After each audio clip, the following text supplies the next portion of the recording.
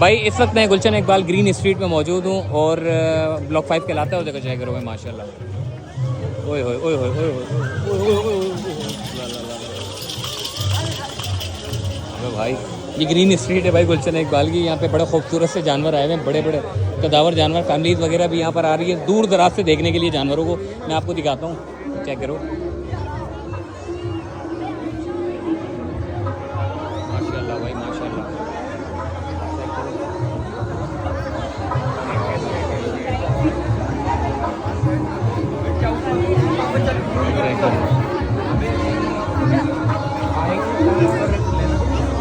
और मुड़ गया।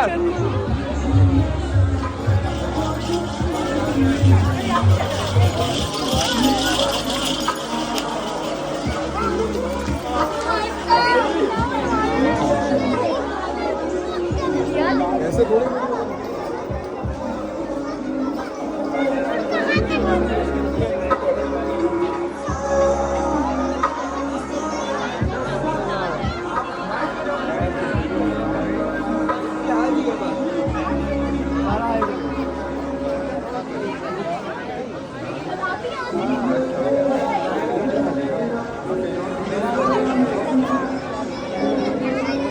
चलो भाई मैं आगे लेके जाता हूँ आपको। आगे भी बहुत सारे जानवर खड़े हैं, पूरी स्ट्रीट है ये गुलशन इकबाल की ब्लॉक 5 में।